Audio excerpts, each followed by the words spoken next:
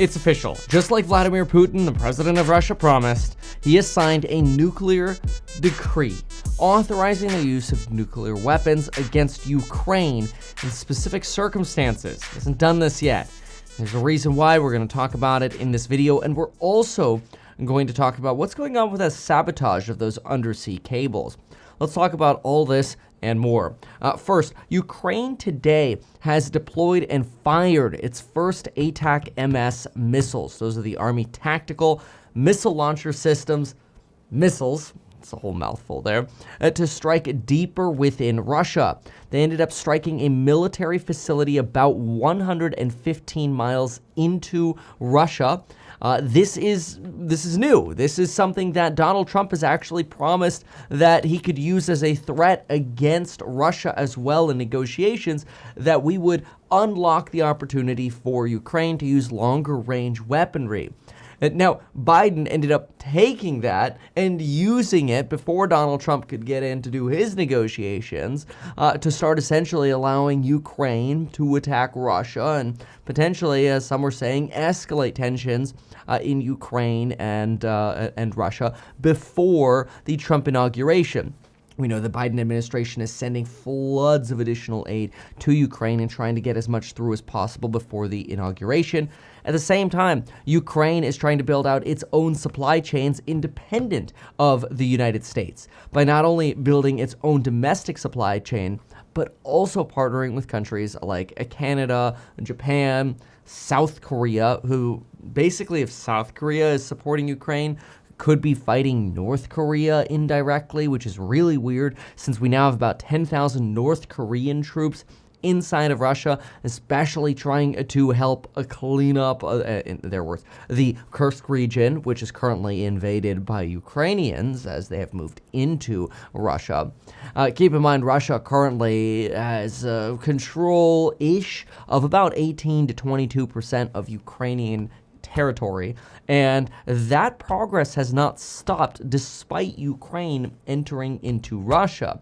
Now, this creates a problem because Ukraine is already inside of Russia at this point.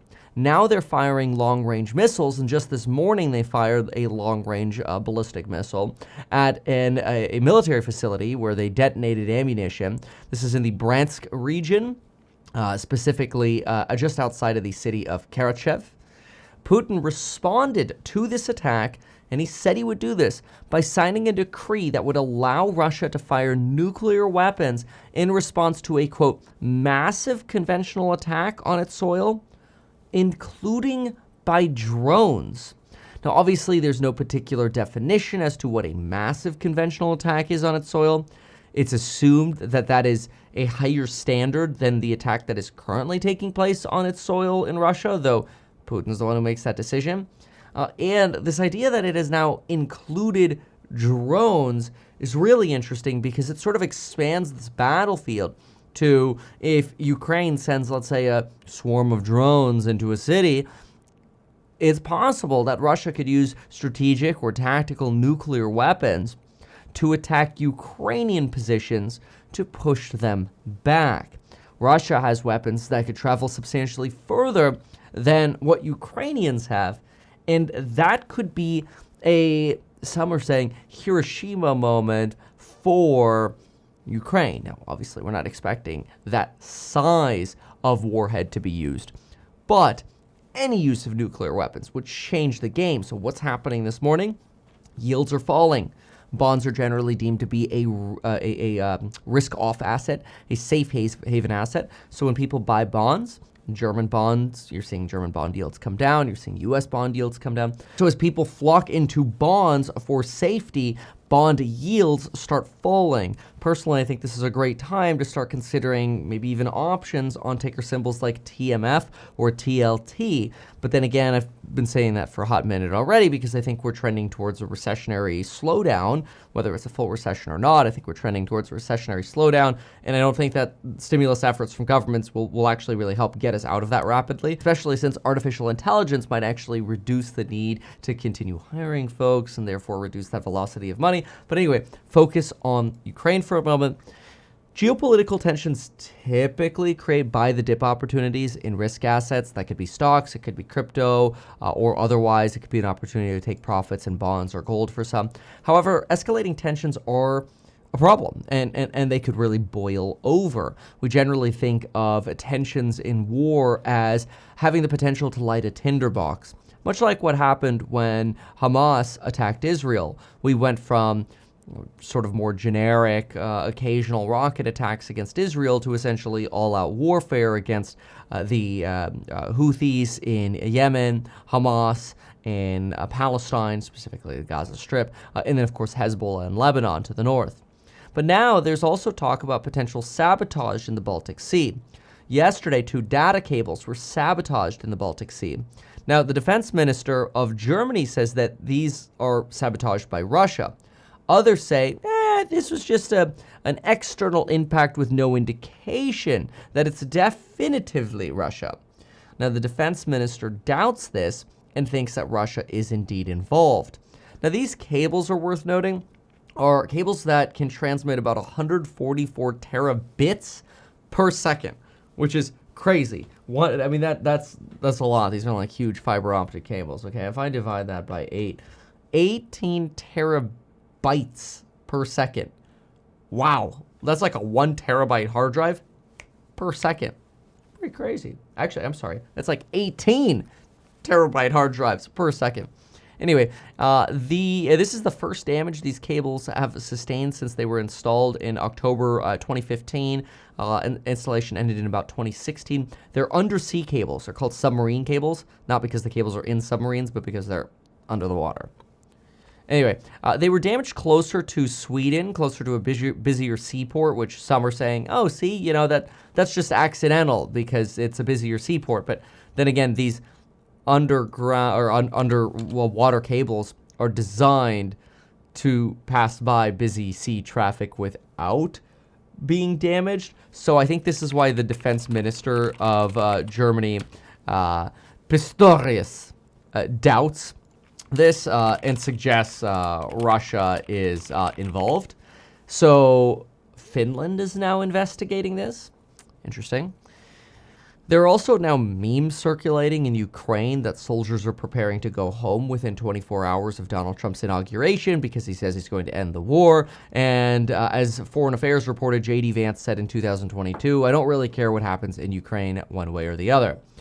I don't know if this is fully their position. I really sort of doubt it is. But we know that Donald Trump has previously also suggested the unlocking of these long-range missiles for Ukraine. But he suggested it as a way of negotiating with Putin, whereas Biden's sort of authorizing them as a show of strength strategy.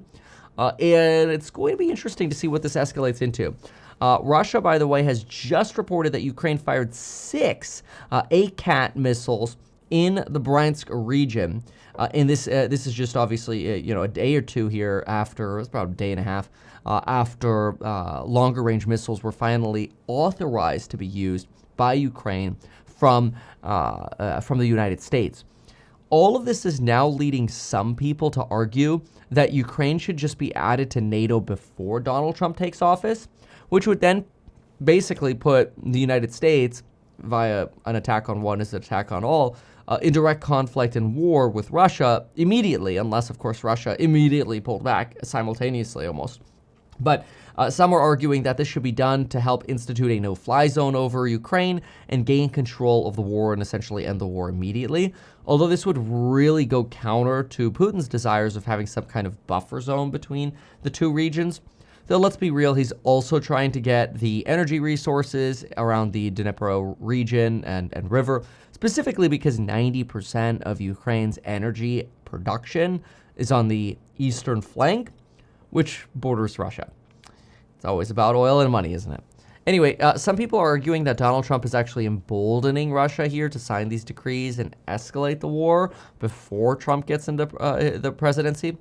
Others are saying Ukraine needs to go as aggressively as they can now to try to win the war, though I think we all know Putin's just going to wait until Trump is in, and it is possible that these issues could escalate substantially more over the next few months. And I think that's one of the reasons why Jamie Dimon has been freaking out about the potential for geopolitical conflicts to escalate and cause severe market shock more rapidly than others had been anticipating for quite a while. So we'll see. Anyway, this is wild. In case you're wondering why things are red right now, that's why. Thank you so very much for watching. As always, make sure to subscribe. Get your free alpha report every single morning when the market opens, or actually about 15 minutes before the market opens. You can get that by going to meetkevin.com/alpha. meetkevin.com/alpha. Thanks so much. We'll see you soon. Bye. Why not advertise these things that you told us here? I feel like nobody else knows about this. We'll try a little advertising and see how it goes. Congratulations, man. You have done so much. People love you. People look up to you. Kevin Paffrath there, financial analyst and YouTuber. Meet Kevin. Always great to get your take.